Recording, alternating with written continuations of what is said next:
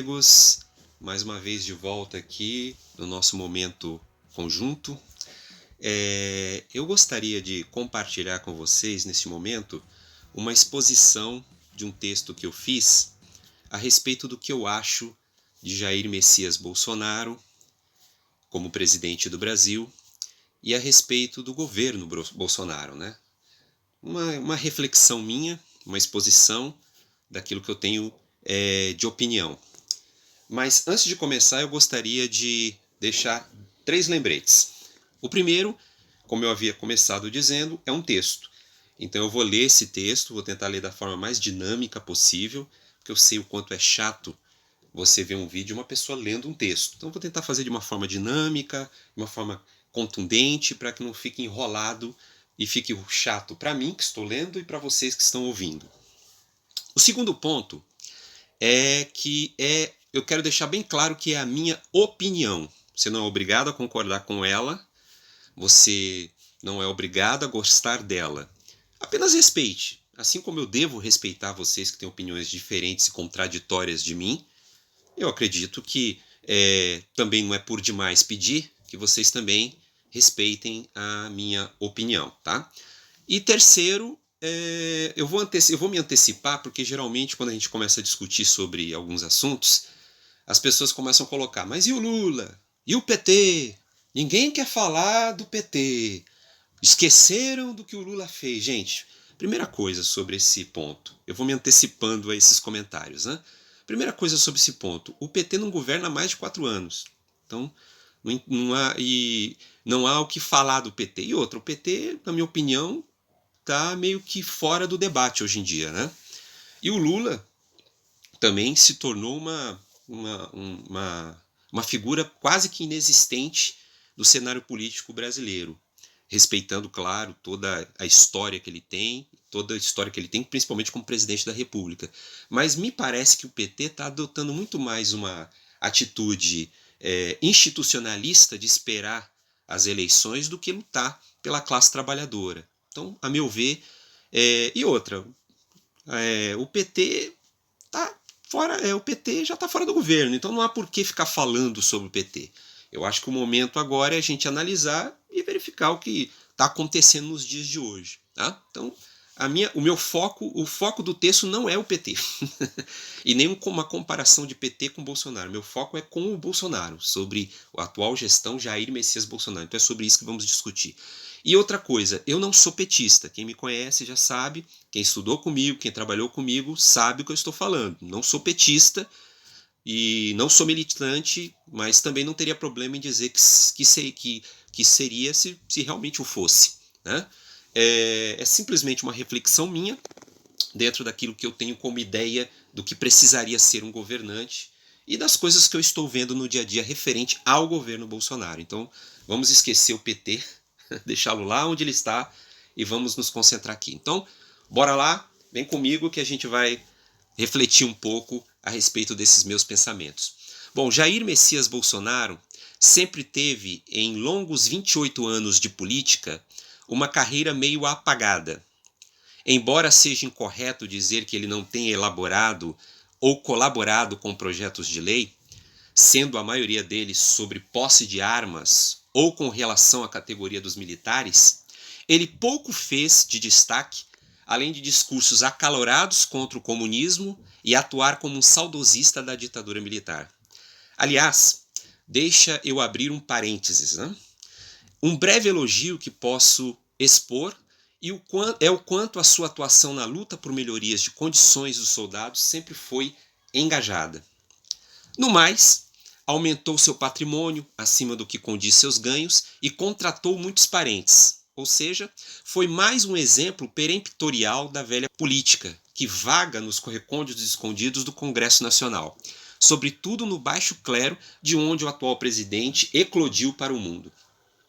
Mas sobre o personagem Jair Messias Bolsonaro, presidente, na minha opinião ele é inapropriado para o cargo que ocupa. Ele mente, e isso não é intriga. Agências de checagem calculam mais de 400 declarações falsas ou distorcidas, isso só no primeiro ano de governo. Ele é descontrolado, inepto, estabanado, e como diria o saudoso doutor Enéas Carneiro, né, meu nome é Enéas, que muitos dizem que eu sou parecido, ele não tem arrumação intracromossomial específica para governar o país. Se vocês estiverem lembrados, se vocês se lembrarem, o Enéas se referiu nessa citação, ele cunhou para o Lula. Mas é engraçado como cabe direitinho para o atual presidente. Resultado, será que avançamos? Eu acho que não.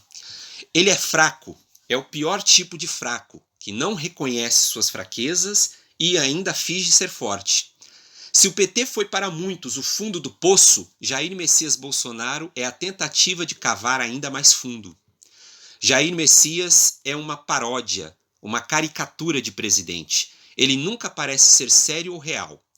Se ele for um sonho, tá mais para pesadelo. Se for uma piada de péssimo gosto. Ele é burro e não faço essa uma afirmação de forma gratuita, mas por observação. Acompanhe comigo. Ele tinha uma aprovação significativa em mãos e a conjuntura na qual ele foi eleito lhe era propícia. Com um mínimo de tato e diplomacia, ele poderia agir para tomar importantes decisões que o alavancariam para a história. Porém, ele prefere assumir uma postura beligerante, inconsequente, incongruente, mesmo em meio a uma pandemia mundial que, com ações pontuais, o tornaria o mais novo pai dos pobres, sem eufemismos. Mas vejo que seria exigir demais dele. Ele continua conjurando frases de efeito como se estivesse numa campanha eleitoral ad eterno, falando as coisas mais absurdas quando não é apropriado que sejam ditas. Ele é burro porque ele é limítrofe. Ele não lê, não gosta de ouvir, não consegue dialogar com quem pensa diferente e por isso nunca aprende. Não procura estudar os ditames de suas funções e dos ministérios. Se prende a ideias conspiratórias, anticientificistas e mais. Ele não se abre para o novo. E eu não estou falando do Partido Novo, tá? Vive numa bolha. E dentro dela e pelas regras dela tenta governar o país. Por fim, ele é burro porque, muito embora tenha reconhecido em vários momentos seu desconhecimento em certas áreas, como a de economia, não avançou em nada. É comum observarmos o quanto ele demonstra falta de entendimento sobre o que fala, ouve e até sobre o que sanciona como chefe do executivo. Reconheceu recentemente que nem lê os projetos de lei que chegam à sua mesa. Escolheu ministros despreparados e tão fanatizados quanto ele. É normal escolhermos pessoas para nos ajudar alinhadas ideologicamente, isso é comum, mas alinhadas na burrice? Por exemplo, o ministro da Educação, o Sr. Weintraub, se diz contra Paulo Freire, embora eu duvide que ele sequer tenha lido ou entendido esse autor, que é o terceiro mais lido no curso de pedagogia de algumas escolas, de algumas faculdades americanas, tem estátua na Suécia e é nome de instituto na Finlândia, só isso. Esse ministro se limita a xingar no Twitter e atacar as universidades. O das relações exteriores, o senhor Ernesto Araújo, é um saco de besterol e de vergonha alheia. É só examinarmos os jornais no exterior e verão como essa nova política de relações exteriores está causando para a imagem do país. O do meio ambiente, Ricardo Salles, se supera a cada dia em destruir o que deveria proteger. E claro, não poderia me esquecer da cereja do bolo. Paulo Guedes, um verdadeiro ideólogo de métodos econômicos que nenhum outro país com juízo põe em prática. Se dedica diuturnamente em pulverizar direitos trabalhistas conquistados a sangue e suor e a vender o patrimônio nacional mesmo em meio a uma crise gigantesca, o que significaria vender a preço de banana. Ele não entende ou não se propõe a entender que é hora, principalmente numa pandemia como essa, dele tirar o freio do Estado para que esse possa atuar garantindo uma retomada econômica segura e robusta, como tem feito todos os países civilizados do mundo. Paulo Guedes continua clamando ao Deus mercado para que o setor privado, que está enfraquecido, erga sozinho o país. Algo inédito na história brasileira, quiçá mundial. Isso me lembra a história bíblica de Elias contra os profetas de Baal. só que sem o Elias. Será que o fogo vai cair do céu? Enquanto o Deus mercado não responde o Guedes, pelo menos ele tem o Messias para chamar de seu. Mas isso que estamos vivendo atualmente, que não deixa de ser um momento histórico e fundamentalmente de aprendizado, é muito sintomático. Deixamos de acreditar em nosso sistema político, tomado por grupos eleitos por nós, é sempre bom lembrar, que se autopromoveram uma casta superior, se voltando cada vez mais para os seus próprios umbigo, né? Se esquecendo de fazer o que foram eleitos para fazer, nos representar. A democracia é uma palavra que nunca nos significou nada, nunca nos foi devidamente apresentada e dela, portanto, nunca fomos plenamente participantes. Por isso eu entendo, ou pelo menos me esforço para entender, por que algumas pessoas não se importam em perdê-la. Porque para grande parte dessas pessoas ela é um símbolo vazio de algo que não deu certo. Mas eu digo e peço a quem tem um mínimo de compreensão do que tenho dito até aqui, melhor sofrer com ela e exigir verdadeiramente usufruí-la do que perdê-la por entre os dedos.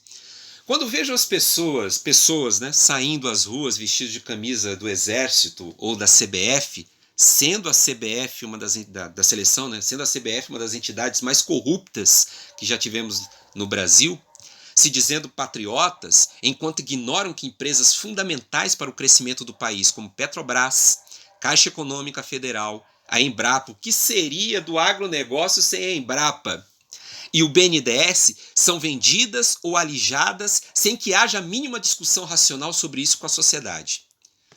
Me pergunto o que nós entendemos sobre sermos patriotas. Acho que é só mais uma palavra descolada do seu significado.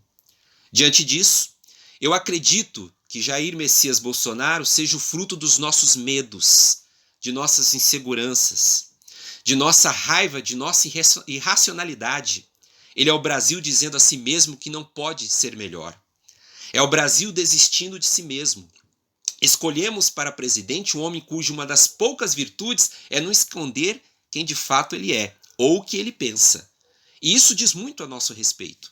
Porque se o vimos como ele sempre foi, e mesmo assim o escolhemos, é porque fomos ingênuos, cegos, para não vermos a realidade ou que é pior, pensamos como ele pensa.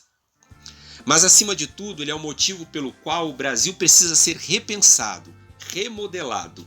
Não apenas pela ótica de direita, de esquerda, seja o que isso significa para você, mas pela ótica de todos os brasileiros e para todos os brasileiros.